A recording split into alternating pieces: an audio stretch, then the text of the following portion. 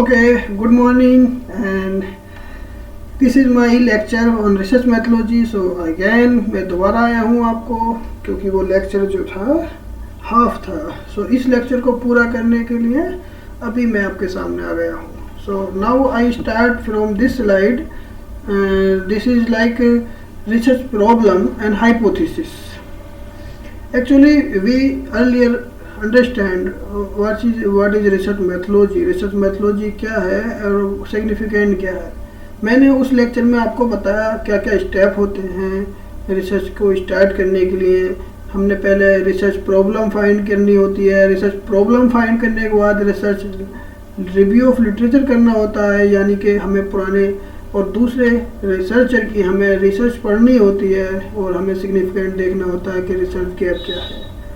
क्योंकि मेरा टॉपिक अगर सपोज पोल्यूशन है तो अर्लियर जो रिसर्चर हैं उन्होंने पोल्यूशन पे क्या रिसर्च की है. तो रिव्यू ऑफ लिटरेचर करने के बाद मैं फिर डाटा पे काम करता हूँ कि मुझे डाटा कहाँ से कलेक्ट करना है और मेरा डाटा प्राइमरी रहना है या सेकेंडरी डाटा. राइट, अगर प्राइमरी डाटा है तो उसको किस वे में हमें कलेक्ट करना है, सेकेंडरी डाटा है तो कहाँ से करना है, जैसे हैंडबुक ऑफ स्टैटिस्टिक्स और लाइक RBI साइड और वर्ल्ड बैंक और WTO समथिंग एल्स. अगर पोल्यूशन का डाटा है तो पोल्यूशन कंट्रोल बोर्ड से लेना है, म्यूनिसिपल से लेना है. Right, something else. Now I reach this topic like research problem. So there is a research problem. So हमें क्लियरली उनको मेंशन करना चाहिए कि हमारी रिसर्च में जो है, जो समस्याएं हैं, जो प्रॉब्लम है, क्लियर, स्पेसिफिक और सिग्निफिकेंट और रिसर्चेबल है या नहीं है. राइट, तो देखिए रिसर्च करते टाइम समस्याएं आती हैं. सो हमें जो हाइपोथेसिस रखनी है वो आइदर हमें जो हाइपोथेसिस लेनी है वो नल हाइपोथेसिस ले सकते हैं और alternative. Null hypothesis means false positive.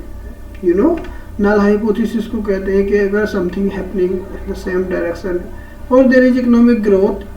सो जब हम देखेंगे कि इकोनॉमिक ग्रोथ हो रही है with the variable and other sector like either agriculture sector और सेकेंडरी सेक्टर और tertiary sector, so we specifically strike out some positive things. We say okay, maybe it's happening or not. तो null hypothesis में हम false positive कहेंगे. false positive का मतलब simple word में कहूँ अगर मैं, आप बिगनर हैं, कि there is direct impact of pollution on economic growth, like direct impact of pollution on economic growth. Right, अगर ये बात है तो मैं नल हाइपोथेसिस में क्या कहूँगा, मैं नल हाइपोथेसिस में कहूँगा कि there is no direct impact of pollution on economic growth. यानी कि पोल्यूशन का इकोनॉमिक ग्रोथ पर कोई इम्पैक्ट ही नहीं है. Simply this is null hypothesis, यानी कि फॉल्स पॉजिटिव. मैं अपनी बात को फॉल्स पॉजिटिव में कहूँगा कि जो हो रहा है वो नहीं हो रहा. नल, मैंने अपनी बात को नलिफाई कर दिया. राइट, बट इन अल्टरनेटिव में क्या होता है, अल्टरनेटिव हाइपोथेसिस में ये होता है कि जो रॉन्ग बात है उसको एक्सेप्ट करना. रॉन्ग बात को एक्सेप्ट कैसे करना, कि मैं डायरेक्टली सिंपली कह सकता हूँ कि something like pollution is harmful for human health. ये कोटेशन है, ये एक लाइन है. क्या, pollution is harmful for human health. Right, सब जानते हैं. ठीक, तो मैं इसको क्या कहूँगा, pollution is not harmful for human health. Right, यानी कि जो रॉन्ग बात है, जो नेगेटिव है, उसको मैं पॉजिटिव वे में कहूँगा. यानी कि मैं उसको, जैसे कि नल हाइपोथेसिस में कहा था that is false positive, that मैं यहाँ ये कहूँगा कि it is like bit rated like harmful things to as a positive way. Okay, so example हमने दिया यहाँ पर like higher education reduce income inequality. अब इसमें दोनों बातें आ गई, नल भी आ गई, अल्टरनेटिव भी। एक कंसिक्वेंस में हम कहेंगे कि हायर एजुकेशन से इनकम इनइक्वालिटी कम हो जाती है। कैसे income inequality? Those who got higher education, मतलब एजुकेशन ज़्यादा मिल जाएगी, ज़्यादा अच्छी एजुकेशन मिलेगी तो जॉब अच्छी लग जाएगी, जॉब अच्छी लग जाएगी तो फिर क्या होगा, इनकम ज़्यादा होगी। तो जब उसकी इनकम बढ़ जाएगी तो क्या होगा, इनकम इनइक्वालिटी कम हो जाएगी। ओके, एक बात तो ये हो गई। लेकिन दूसरी बात इसका ये भी हो गई कि हायर एजुकेशन सब नहीं ले सकते।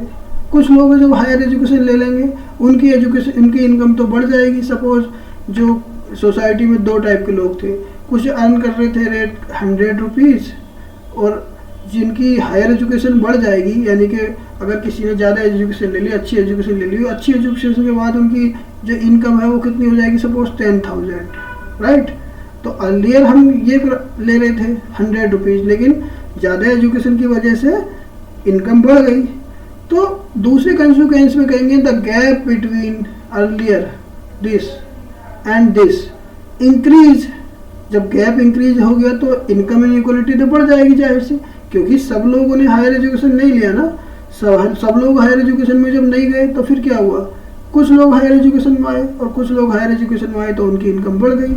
लेकिन major population of the society remain same, it's mean income inequality increase wider, right? Okay, so now we reach to research design. So what is research design? जब हम अपनी रिसर्च में जाएंगे तो हमें कैसा डिज़ाइन रखना है, तो it is exploratory design, it is descriptive design और एक्सपेरिमेंटल। सो हम एक करके एक बाई एक, वन बाई वन हम सबको समझते हैं, अंडरस्टैंड करते हैं कि एक्सप्लोरेटरी डिज़ाइन क्या है, राइट। सो फर्स्ट एक्सप्लोरेटरी में क्या होती है, रिसर्च फ्लेक्सिबल होती है और हम एकदम अर्ली स्टेज में यूज करते हैं।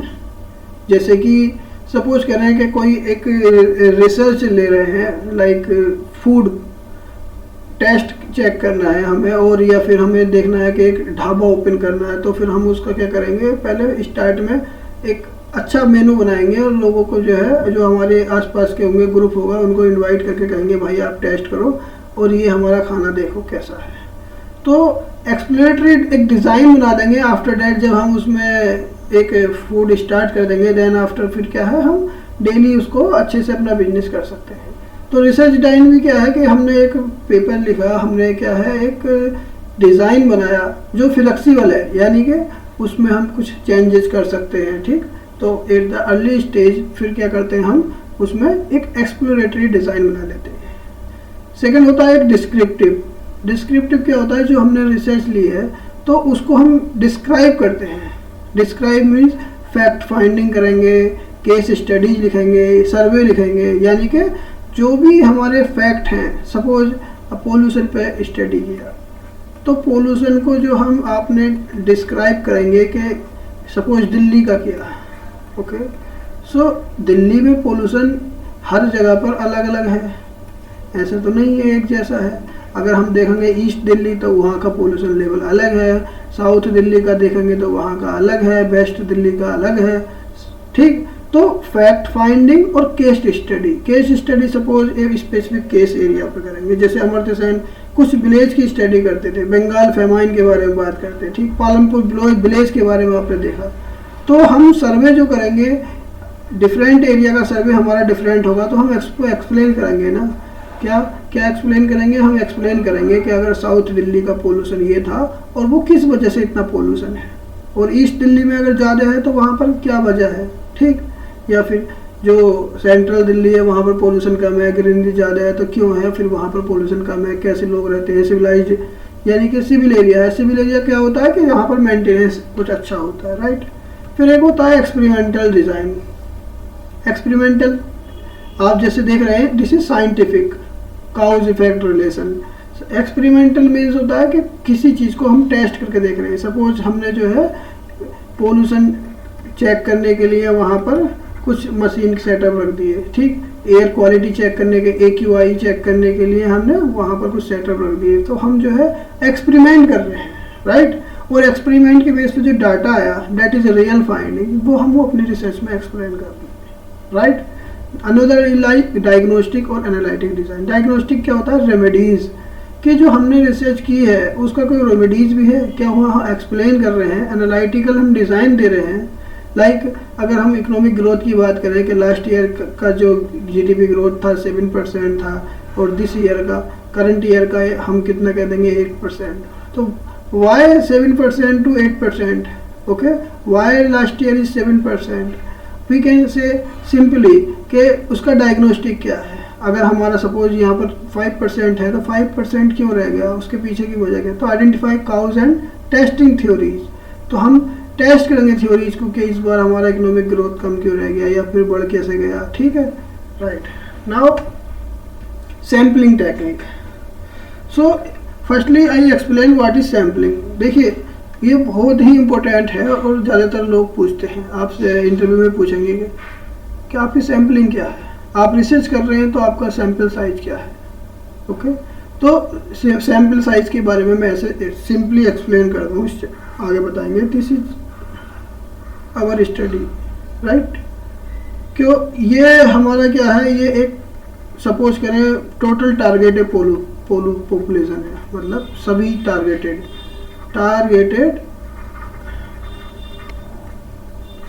ठीक। टारगेटेड में इसमें क्या कह सकते हैं, जैसे सेंसस होता है, राइट।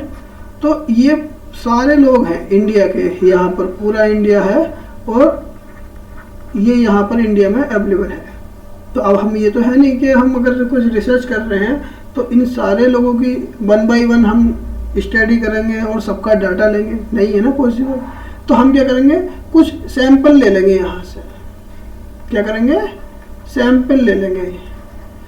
अब सैंपल लेंगे, उसकी टेक्निक होती है डिफरेंट टेक्निक, क्या कि हमने जो है प्रोबेबिलिटी सैम्पलिंग लिया है, मतलब हमने जो है रैंडमली उठा लिया। नंबर 1 हम ऐसे कह सकते हैं, जैसे यहाँ पर रैंडमली उठा लिया। यहाँ पर हमने बहुत सारी पॉपुलेशन थी इंडिया में, 140 बिलियन पॉपुलेशन है, इतना नंबर है नहीं है। अब हम इसमें से हमने मान लो 200 ले लिया, तो 200 कौन से लिया, रैंडमली कहीं से भी उठा लिया 200। This is called random sampling, right, this is random sampling, okay. Now another is stratified sampling. अब रैंडम सैम्पलिंग से हम आगे पढ़ेंगे, बिकॉज रैंडम सैम्पलिंग के सब पॉजिटिव कंसिक्वेंस भी होते हैं, नेगेटिव भी होते हैं। क्या पॉजिटिव ये होते हैं कि हमने इजीली एक्सेस कर लिया, कहीं से भी उठा लिए और हमने उनसे जो है प्राइमरी डाटा आइदर और सेकेंडरी डाटा उनसे पूछ लिया कि ऐसे ऐसे क्या बात है, बताओ आपकी इकोनॉमिक स्थिति क्या है और आप कितना कमाते हैं, क्या आपके कितने बच्चे हैं, कहाँ रहते हैं, क्या आपका जो है गुजारा ठीक से हो रहा है नहीं, जॉब सरकारी है नहीं, ये सब पूछ लिया। ये रैंडम हो गया, ठीक। लेकिन रैंडम के कुछ नुकसान भी हैं। सपोज करो कि हमने जो है जो उठाए हैं वो एक ही एरिया से उठा लिए, ठीक, हमने दिल्ली से उठा लिए या हमने महाराष्ट्र से उठा लिए या फिर हमने गाँव से उठा लिए, कहाँ से उठा लिए, रैंडमली कहीं से भी उठा लिए। We don't know where to pick the sample, okay. So अभी इसे डिटेल में पढ़ाएंगे तो अच्छा खासा रैंडम सैम्पलिंग के बारे में एक्सप्लेन करना होगा, राइट। अनदर ही सिंपल बता रहा हूँ, स्ट्रैटिफाइड। स्ट्रैटिफाइड मतलब हमने जो है कुछ स्ट्राटा का बना लिया, जो हमारी ये पॉपुलेशन थी। स्ट्राटा मतलब अभी देखिए स्ट्राटा ऐसे बता देता हूँ। सपोज करें ये कंट्री है इंडिया, तो इंडिया में स्टेट भी है, हाँ स्टेट है, यूपी है, बिहार है, महाराष्ट्र है, ठीक है। तो हमने क्या करा, अलग अलग जो स्ट्रेटा थे वहाँ से फिर हमने क्या करा कि यूपी से हमने जो है कुछ डिस्ट्रिक्ट ले लिए, सपोज 20, बिहार से 20 ले लिए, महाराष्ट्र से 20 ले लिए। अब डिस्ट्रिक्ट कौन से लिए ये हमें मालूम नहीं है, लेकिन 20 ले लिए सब डिस्ट्रिक्ट से। अब क्या है, एक डिस्ट्रिक्ट से हमने क्या कहा कि भाई 5 हमें क्या लेना है, ब्लॉक लेना है। उस 5 ब्लॉक से, हर ब्लॉक से 5-5 विलेज लेना है, ठीक, विलेज। और हर विलेज से क्या करना है, 5-5 हाउस होल्ड लेना है, राइट। अब इन हाउस होल्ड का डाटा हमें कलेक्ट करना है। तो हमने स्ट्रेटा बना लिए कि हमने इंडिया में जो है 4 स्टेट सेलेक्ट करे, सपोज करो यूपी, बिहार, महाराष्ट्र, ठीक, आंध्र प्रदेश। उन चारों में से फिर हमने जो है 5-5 डिस्ट्रिक्ट ले लिए और 5-5 ब्लॉक, 5-5 ब्लॉक में से 5-5 विलेज ले लिए और विलेज, एक विलेज से मतलब हर विलेज से 5-5 हाउस होल्ड ले लिए, right. Another is cluster. Cluster मतलब हमने जो है 4 स्टेट सेलेक्ट करे, सपोज करो यूपी, बिहार, महाराष्ट्र, ठीक, आंध्र प्रदेश। उन चारों में से फिर हमने जो है 5-5 डिस्ट्रिक्ट ले लिए और 5-5 ब्लॉक, 5-5 विलेज ले लिए और विलेज, एक विलेज से मतलब 5 हर विलेज से 5-5 हाउस होल्ड ले लिए, राइट। इसमें भी बहुत सारे पॉजिटिव कंसिक्वेंस है, बहुत से नेगेटिव कंसिक्वेंस है, अभी इसमें डिटेल में पढ़ेंगे हम। ठीक, एक चैप्टर अलग से हम जो है इसकी क्लास लेंगे। नाउ क्लस्टर सैम्पलिंग, क्योंकि यहाँ पर कुछ पॉजिटिव होते हैं, कुछ नेगेटिव होते हैं जैसे हमने बताया। तो क्लस्टर सैम्पलिंग क्या होता है? क्लस्टर क्या होता है? हम कुछ क्लस्टर बना देते हैं पॉल्यूशन को, जो हमारी पॉपुलेशन है उसमें से सैंपल, की जो हमारी पॉपुलेशन थी उसमें से सैंपल लेने के लिए हमने कुछ क्लस्टर बना दिए। अब इन क्लस्टर में से हम अकॉर्डिंगली ले लेंगे, जैसे स्ट्रैटिफाइड सैंपल लेंगे तो स्ट्रेटा बनाते हैं क्या कि एज वाई हमने स्ट्रेटा बना दिया। सपोज करो कि हमने जो है 15 साल से 59 साल के एज के लेने हैं। ठीक, हमने मेल लेने हैं और फीमेल लेने हैं। ठीक, फिर हमने क्या है स्कूल बॉय वो अलग से लेने हैं। फिर हमने क्या है 0 से 5 ईयर्स के लिए अलग से लेने हैं। अब कितने कितने लेने हैं? हर क्लस्टर में से जो है हमने यहाँ से सपोज करें 5 हाउस होल्ड ले लिए, इस एज ग्रुप से हमने 5 ले लिए, तो फिर 60 ईयर्स या एवब तक जो भी एज है उसमें से हमने 5 ले लिए। तो इस तरीके से हमने क्लस्टर बना लिया। Now another one is like systematic. अब सिस्टमेटिक क्या होता है? सिस्टमेटिक ये होता है, दिस इज प्रोबेबिलिटी ऑलरेडी, कि सपोज हमें जो है बहुत सारी मतलब हाउस होल्ड हैं, अब हमने उसमें से सिस्टमेटिक ले लिया। क्या? पहला ले लेना है, फिर 20 नंबर का ले लेना है, फिर 40 नंबर का ले लेना है सिस्टमेटिक वे में, फिर 60 नंबर का, यानी कि हर 20th हमने एकदम सिस्टमेटिक वे में हम ले रहे हैं। और हमें कितना लेना है? जैसे कि हमें लेना सपोज 200, तो हम 200 इस तरीके से ले लेंगे सिस्टमेटिक वे में, right? This is systematic way. Another is like non probability sampling. Non probability क्या होती है? जहाँ पर प्रोबेबिलिटी नहीं चलती, यानी कि हम कन्वीनियंस सैम्पलिंग ले सकते हैं, परपर्सिव ले सकते हैं और स्नोबॉल ले सकते हैं। अब देखिए ज़्यादा डिटेल में तो नहीं जाएंगे हम, तो हम सिंपली बता सकते, मतलब एकदम शॉर्टकट में बता रहे हैं आपको। कन्वीनियंस क्या होता है? कन्वीनियंस सैम्पलिंग होता है, नॉन प्रोबेबिलिटी होता है। सपोज मुझे आज जो है 10 इंडिविजुअल का डाटा लेना है और जो मेट्रो से ट्रेवल करते हैं, तो फिर मैं मेट्रो स्टेशन पे जाऊंगा, वहाँ पर खड़ा हो जाऊंगा और फिर मैं लोगों को कन्विंस करूंगा कि आपको प्लीज़, जैसे कि हम वहाँ देखते हैं कि SBI का मेट्रो कार्ड, जो SBI का क्रेडिट कार्ड बनाने के लिए कन्विंस करते हैं ना कि प्लीज़ प्लीज़ बनवा लो, तो उस तरीके से मैं कन्विंस करूँगा कि ये छोटा सा एक फॉर्म है, थोड़ा सा डाटा चाहिए, आप दे दीजिए प्लीज़। तो उनको कन्विंस कर लूँगा। उसमें से कुछ लोग मान जाते हैं, कुछ कहते हैं नहीं नहीं हमें जल्दी है, और वो डाटा नहीं देते। तो दिस इज कन्वीनियंस सैम्पलिंग, हम कन्वीनियंस कर लेंगे। इसके भी पॉजिटिव कंसिक्वेंस भी है, नेगेटिव। पॉजिटिव ये है कि इजीली हम खड़े हो गए एक प्लेस पे और वहाँ पर जैसे जैसे हम 10 लोगों को लेना है तो 10 लोग आए और हमने डाटा ले लिया। नेगेटिव कंसिक्वेंस ये है कि जो वहाँ पर आए, यानी कि जो मेट्रो में चल रहे हैं, हमने उन्हीं का डाटा ले पाए, या फिर वो हमें स्टडी करनी है सपोज कुछ स्किल्ड वर्कर की, लेकिन स्किल्ड वर्कर वहाँ नहीं मिले, या फिर हमें कुछ अनएजुकेटेड लोगों की करनी है लेकिन वो तो मेट्रो में ट्रेवल नहीं करते, तो हमें वहाँ पर हर तरीके के लोग नहीं मिलेंगे। हमें कौन से मिलेंगे? जो स्पेसिफिक वहाँ पर उस रीजन में जा रहे होंगे, उनमें से तो कन्विंस करना होगा। पर्पसिव सैम्पलिंग क्या होता है? ये अनदर टाइप ऑफ पर्पसिव, कि हमारा जो पर्पस है उसके अकॉर्डिंग बिना प्रोबेबिलिटी के हम अपना सैम्पलिंग ले लिया। एक पर्पस बताया हमने कि ये हमारा पर्पस है, हमारा कोई एनजीओ चल रहा है और इस एनजीओ के लिए हमें कुछ ये डोनेट करना है, ये करना है, तो उस तरीके से कि आप क्या कहना चाहते हैं। स्नोबॉल क्या होता है? एक सिंगल इंडिविजुअल, हम उसको क्वेश्चन रेज करते हैं, उसके बेस पे फिर बहुत सारे आइडिया क्रिएट करते हैं और हम कहते हैं कि सपोज करो कि हमने एक इंटरव्यू लिया स्टूडेंटों का, 10 स्टूडेंट का इंटरव्यू लिया और हमारे पास एक पोस्ट है, राइट? सो फिर हम उन 10 में से एक को रखना है इंटरव्यू लेकर। तो स्नोबॉल क्या होता है कि हर कैंडिडेट से, ईच कैंडिडेट को हम जो है क्वेश्चन पूछेंगे, उसके बारे में सब्जेक्ट एक्सपर्टाइज पूछेंगे, और फिर जब हम सेटिस्फाई हो जाएंगे कि डिफरेंट पॉइंट ऑफ व्यूज है कि 10 जो कैंडिडेट थे उनमें से हमें एक कैंडिडेट सिलेक्ट करना है जो ज़्यादा क्वालिटी रखता होगा, right? Now another is importance of representation, reliability and cost effectiveness. अब हमें जो है सैम्पलिंग ऐसी लेनी है, क्यों, ये बहुत ही इम्पोर्टेंट है कि रिप्रेजेंटेबल हो, जो हमने डाटा लिया है वो प्रेजेंट कर सकते हो हम, यानी कि रिप्रेजेंटेबल हो, रिलायबल हो कि लोग उस पर भरोसा करें।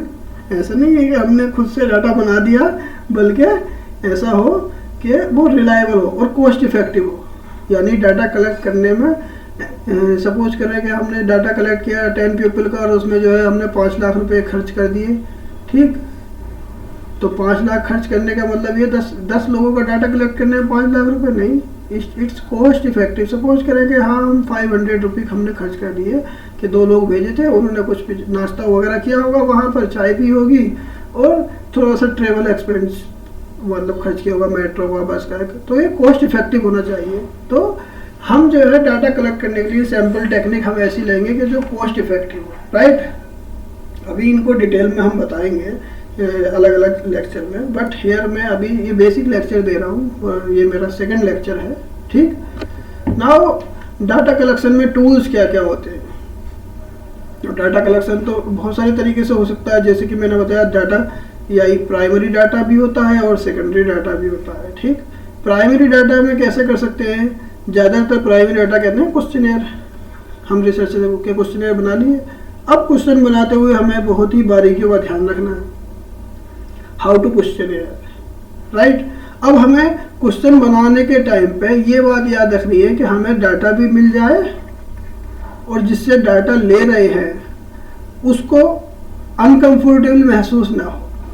अनकंफर्टेबल कैसे, जैसे कि मैं एग्जांपल दूं, अगर सपोज करें कि एक फीमेल से हम जो है डाटा ले रहे हैं, सपोज करो फीमेल से या फिर गर्ल से ले रहे हैं, अब हम डायरेक्ट उसमें कभी कभी ऐसे लिख देंगे आपका नाम क्या है, फिर रेस्पोंडेंट जो स्टार्टिंग हम करते हैं नाम क्या है, एज क्या, आपकी एज, ठीक, फिर कितने सिबलिंग हैं।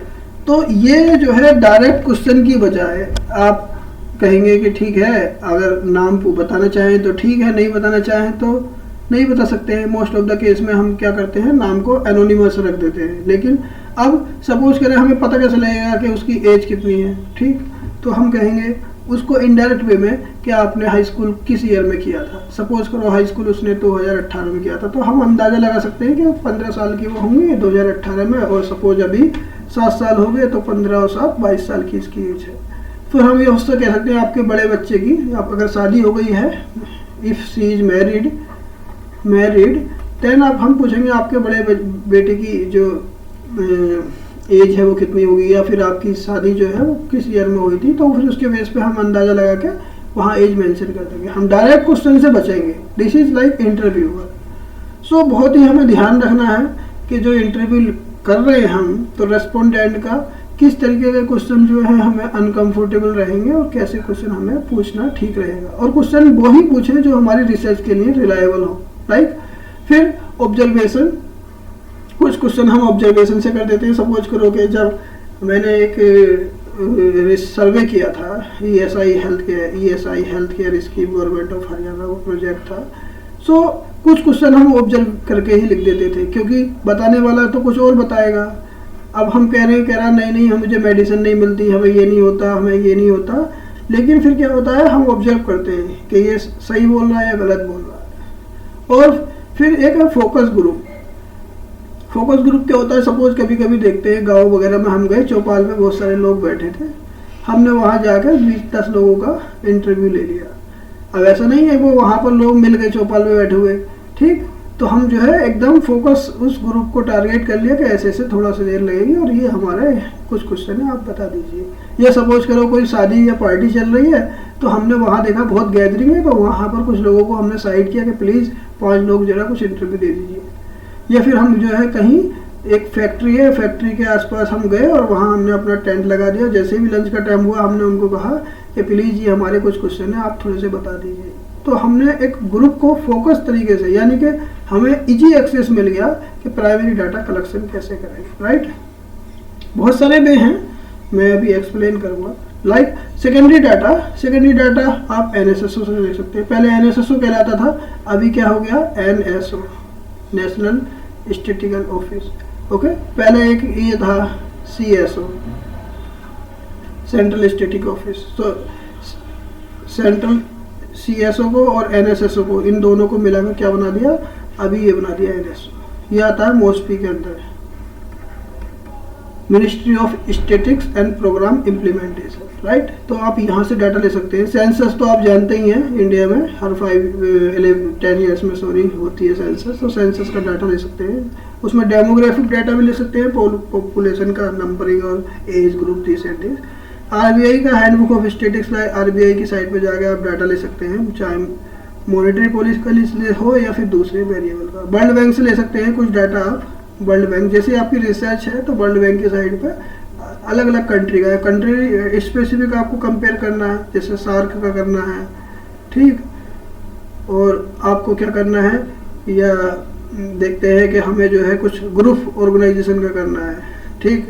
तो फिर हम वर्ल्ड बैंक में जा सकते हैं, वहाँ से डाटा ले सकते हैं। जर्नल्स हम कुछ टारगेट कर सकते हैं कि उन्होंने रिपोर्ट पब्लिश करी है कुछ, या जैसे कि हम देख सकते हैं कुछ मान लो ऑर्गेनाइजेशन है जैसे ऑक्सफैम है, तो ऑक्सफैम क्या करता है, वो इनक्वालिटी की रिसर्च पब्लिश करता है, तो वहाँ से हम डाटा ले सकते हैं, ठीक। वो रिलायबल होता है। डाटा सोर्स भी ऐसे लेने चाहिए जो रिलायबल हो और हम उसको मेंशन कर सकें, क्योंकि हमें हर टेबल के नीचे यानी कि कोट करना होगा कि हमने ये डाटा वहाँ से लिया है, हैंडबुक ऑफ स्टैटिक्स से लिया है, वर्ल्ड बैंक से लिया है, कहाँ से लिया है, क्योंकि आप लिखेंगे ना स्पेसिफिक कि 2011 से 2025 तक का हमने डाटा और इस जगह से लिया। हमने एक सोर्स देंगे, बिना सोर्स के क्या होता है, साइटेशन प्रॉपर नहीं माना जाता और आपकी रिसर्च रिलायबल नहीं होगी, राइट। अब कुछ टूल्स और टेक्निक यूज करते हैं एनालाइज करने के लिए, जैसे कि जानते भी हम लोग, जैसे कि ज़्यादातर वर्क क्या होता है एक्सेल में करते हैं, ठीक, और MS वर्क में मतलब ऑफिस में करते हैं, क्योंकि टेबल बनानी है तो टेबल का काम और डाटा एनालाइज करना है, ग्राफ बनाना है, फिगर बनाना है। लेकिन अभी क्या है, मॉडर्न टाइम में कुछ सॉफ्टवेयर है लाइक eViews, वहाँ पर हम data easily mean, median, mode, skew, kurtosis, like significant, p value, ये eViews में, SPSS में लाइक सोशोलॉजिकल सर्वे कर रहे हैं हम, सोशोलॉजिकल रिपोर्ट बना रहे हैं तो SPSS यूज कर सकते हैं। सब इकोनॉमिक्स एस्पेक्ट में भी यूज करते हैं। इस डाटा हम यूज कर सकते हैं मोर एनालिटिकल, और R बेसिक फ्री सॉफ्टवेयर है, और R को आप यूज करके कुछ कैलकुलेशन निकाल सकते हैं। पाइथन भी बहुत यूज हो रहा है, पाइथन अभी आप देख रहे हैं इसका स्कोप बड़ा है, और एक्सेल तो जैसे हमने बता दिया, राइट। तो आप इन रिसर्च टूल्स के जरिए अपनी रिसर्च में एनालाइज कर सकते हैं, राइट। एनालाइज कर लिया आपने। फिर है डाटा एनालिसिस। तो डाटा एनालिसिस जैसे मैंने बताया, एक क्वालिटेटिव एनालिसिस होती है, जैसे कि कंटेंट एनालिसिस का, और ग्राउंडेड थ्योरी। तो जो डाटा आया फिर हमने उनको एनालाइज किया। सपोज करें कि हमें 1990 से 2020 तक का मैंने डाटा लिया GDP का, और इस GDP के डाटा को मैं देख रहा हूँ कि इकोनॉमिक ग्रोथ रेट क्या रहा था। तो पहले मैं उसको क्या करूँगा, बेस ईयर बनाऊँगा, जैसे कि 2011-12 भी बेस ईयर चल रहा है। तो इस सब डाटा को, जो भी डाटा है मेरे पास ये 1990 से 2020 तक, इस सबको एक सिंगल डाटा के पॉइंट ऑफ व्यू से, यानी कि इस रेट पर मैं उसको एक कांस्टेंट बनाऊँ, कांस्टेंट बेस पीरियड पे बनाऊँगा, और देन उसके बाद कंपेयर करूँगा। इजी रहेगा ना कंपेयर करना, क्योंकि इंडिया में जो डाटा है वो अलग अलग बेस पीरियड पे है। सो फिर मैं इसको एक बेस पीरियड पे बना के, यानी कि इन्फ्लेशन एडजस्टेड 2011 to 2012, उसके बाद फिर जो है मैं उसको एनालाइज करूँगा। नाउ क्वांटिटेटिव एनालिसिस, लाइक जो डाटा है हमारा उसको क्वांटिटेटिव एनालिसिस करके डिस्क्रिप्टिव स्टैटिस्टिक्स लिखूंगा, रिग्रेशन करूँगा, या इकोनोमेट्रिक्स अलग अलग टूल्स लगाऊंगा। क्या कि जो है सपोज करो कि एक इकोनॉमिक इन ग्रोथ है, तो फिर वो जो है किन किन पैरामीटर से इफेक्ट हो रही है, लाइक एग्रीकल्चर सेक्टर है, फिर उसमें क्या है, सेकेंडरी सेक्टर है यानी कि मैन्युफैक्चरिंग, और सर्विस सेक्टर है। सो ये सेक्टर जो है इन सब का एग्रीगेट जो ग्रोथ है वो सब इकोनॉमिक ग्रोथ बन रहा है, ठीक। तो सपोज एग्रीकल्चर में 4% इकोनॉमिक ग्रोथ हुई है, सर्विस सेक्टर में सपोज करें 10% हुई है, और सॉरी मैन्युफैक्चरिंग में 10% हुई है, प्लस सर्विस सेक्टर में 15% हुई है। तो एवरेज क्या ग्रोथ हुई है, इकोनॉमिक ग्रोथ, राइट। सो ये हम रिग्रेशन करके या इकोनोमेट्रिक्स टूल लगा के वहाँ पर एनालाइज कर सकते हैं। अगेन फिर मैं वही कहूँगा, सॉफ्टवेयर लाइक इन्होंने SPSS यूज़ कर लोगे, R यूज़ करोगे, Vue, Stata और Python etc।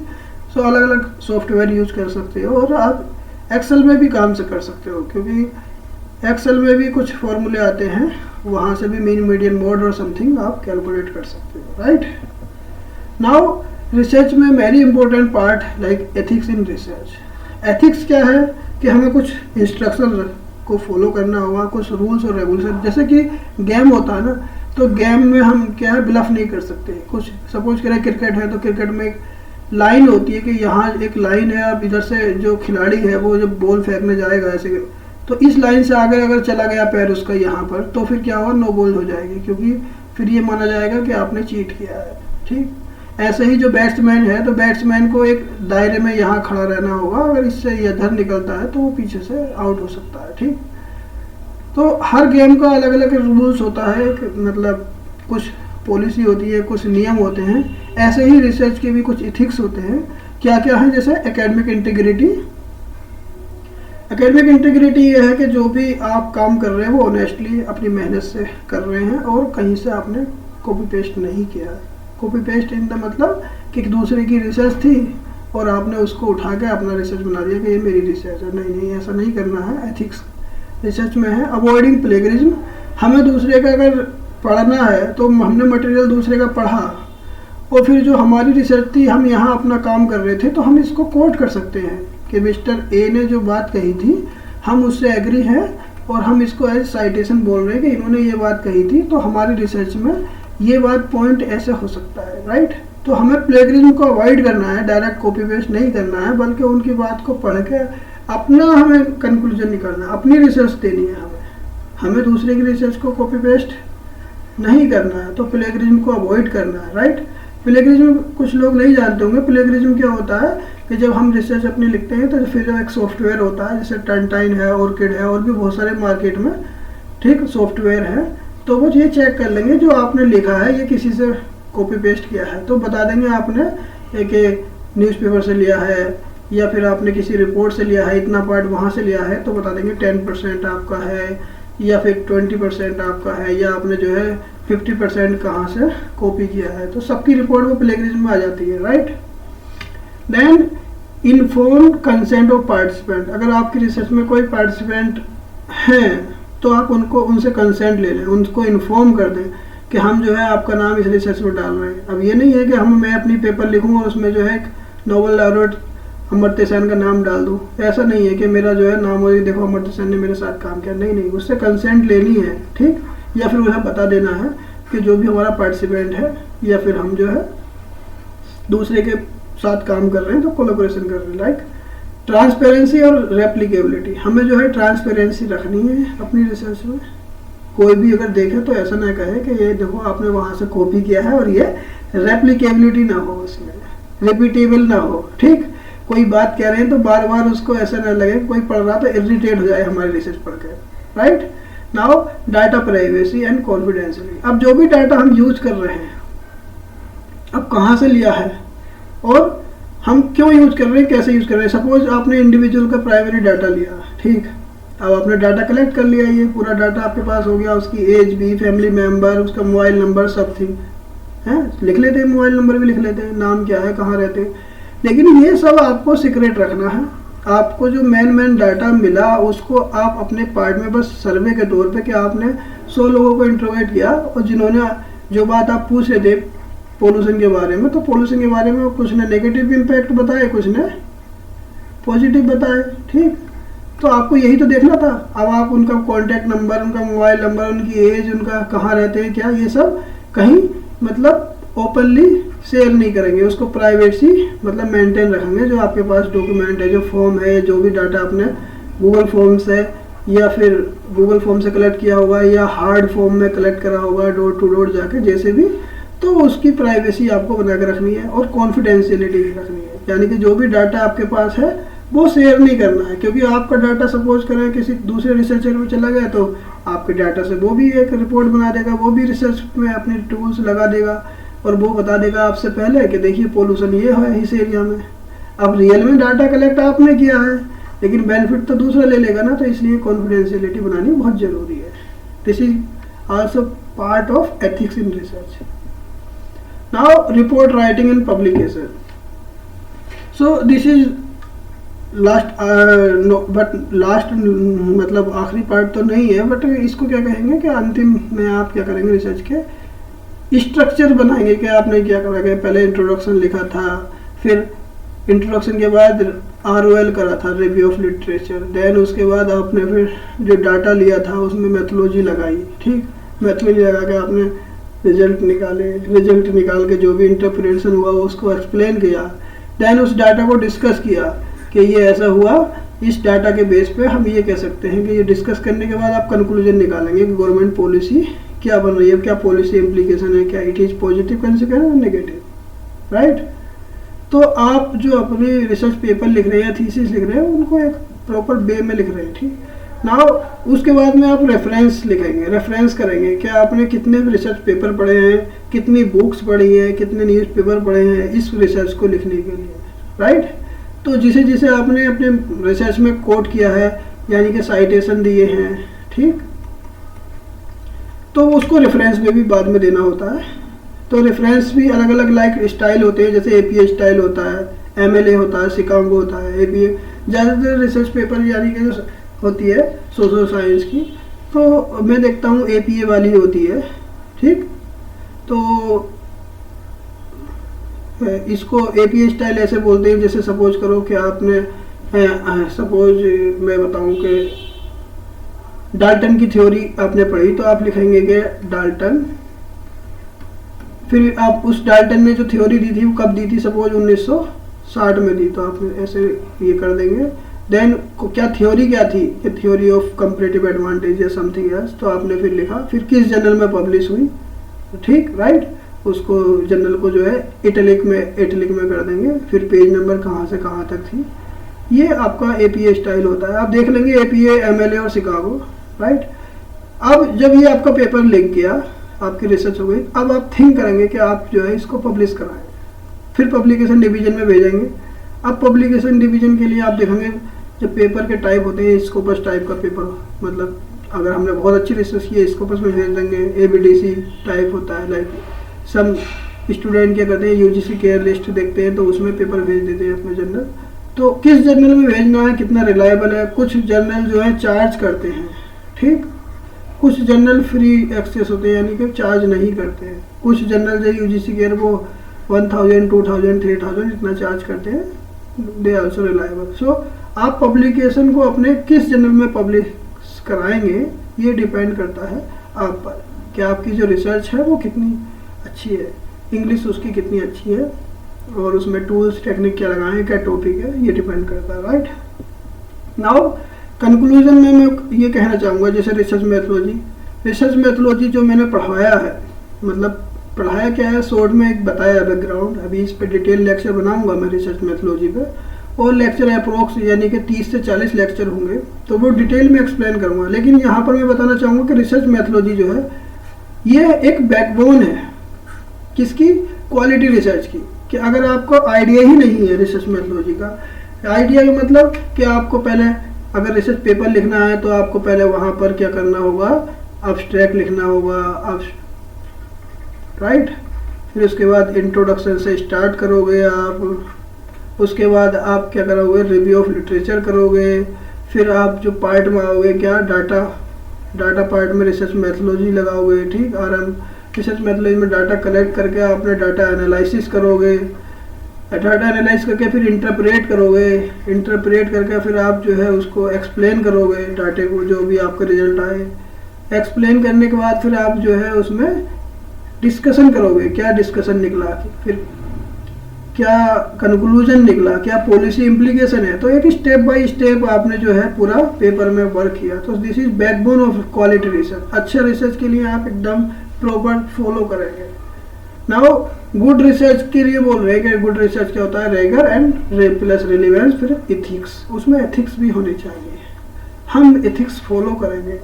कभी कभी आपने देखा होगा कि कुछ रिसर्च करते हैं सपोज एनिमल्स पे, तो हम वो कहते हैं कि जो है एनिमल्स की जो प्रायोरिटी है हम उसको हार्मफुल ना बनाएं, रिसर्च करने के नाम पर उनको जो है मेंटेन रखें, ठीक। या फिर सपोज करें कि एक्वा कल्चर के बारे में अगर रिसर्च कर रहे हैं तो फिर हम उसको कुछ एथिक्स लगाते हैं, क्या क्या हम पॉइंट दिखाने हैं, कौन सा साइड दिखाना है। देखिए कॉइन्स के दो साइड होते हैं हर कॉइन्स के, एक होता है हेड, एक होता है टेल। तो हमें दोनों दिखाने हैं, एक दिखाना है, कोई भी नहीं दिखाना। ये हमें डिपेंड करता है कि हम अपनी रिसर्च में क्या दिखाना चाह रहे हैं, ठीक। तो इसी को कहते हैं इथिक्स।